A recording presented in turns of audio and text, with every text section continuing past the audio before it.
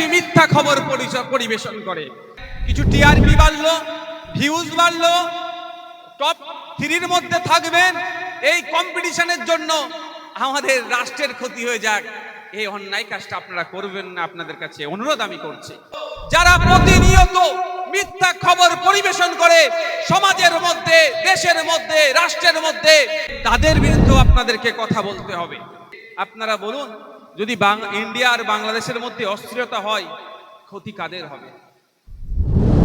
ক্ষতি আমি মনে করি প্রতিবেশী রাষ্ট্রের সাথে সম্পর্ক না থাকলে আমাদের রাষ্ট্রের উন্নয়নের অগ্রগতিতে ওরা বারবার খোঁচা দিলে আমাদেরও ক্ষতি হবে।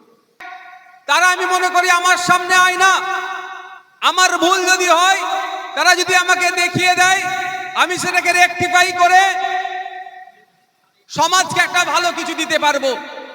কিন্তু অনেক ক্ষেত্রে দেখা যাচ্ছে সাংবাদিক যদি আমার মনের মতো খবর না করে প্রশাসনিক ক্ষমতা দেখিয়ে তাকে হয় পার্টি অফিসে তুলে নিয়ে গিয়ে, নাহলে থানা থেকে থ্রেট দিয়ে, তা না পারলে তাদের নামে মিথ্যা মামলা দিয়ে জেলের গারদে রাখছে, এটা চরম অন্যায় করছে। কদিন আগে ছত্তিশগড়ে রোডের একটা কাজ চলছিল, 120 কোটি টাকার প্রজেক্ট।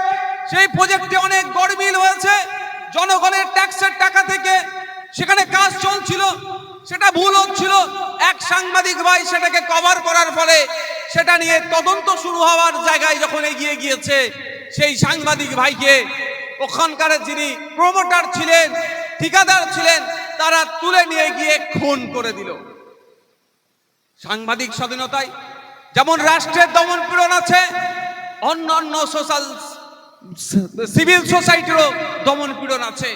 ফলে আমরা 180টা দেশের মধ্যে 159 আমরা পৌঁছে গিয়েছি। আমাদের জন্য দুর্ভাগ্য।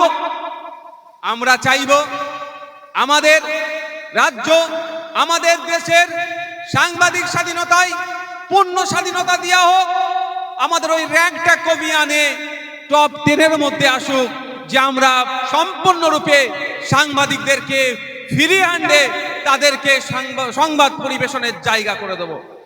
সাথে সাথে এটাও আমার দুর্ভাগ্য, আমি বলতে বাধ্য হচ্ছি, এশিয়া মহাদেশে সমীক্ষাদের চালিয়ে দেখা গিয়েছে ভারতবর্ষের সাংবাদিকরা সব থেকে বেশি মিথ্যা খবর পরিবেশন করে। এটাও আমাদের জন্য দুর্ভাগ্য।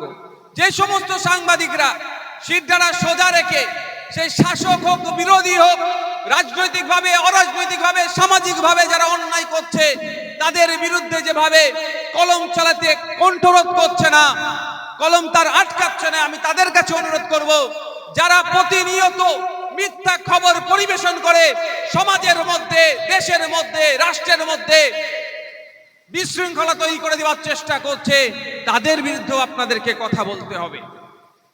আপনারা জানেন বাংলাদেশের ইস্যু নিয়ে যেভাবে আমাদের পশ্চিম বাংলাতে বেশ কিছু মিডিয়া হাউস, বেশ কিছু সাংবাদিক যেভাবে হিংসার বাতাবরণ তৈরি করার চেষ্টা করছে, ওটা আখেরেই আমাদের জন্য ক্ষতি, আমাদের দেশের ডেভেলপমেন্টের জন্য ক্ষতি। আমি আশা করব শুভবুদ্ধি সম্পন্ন মানুষ তারা অবশ্যই আমাদের থেকে তারা বেশি হনার, তারা বেশি আমাদের থেকে পারদর্শী, আমাদের থেকে অনেক বেশি তাদের অভিজ্ঞতা, সেই জন্য তারা সেই পোস্টে গিয়ে পৌঁছেছেন। শুধু একটা কথা বলবো তাদের উদ্দেশ্যে, আপনারা বলুন, যদি ইন্ডিয়া আর বাংলাদেশের মধ্যে অস্থিরতা হয়, ক্ষতি কাদের হবে?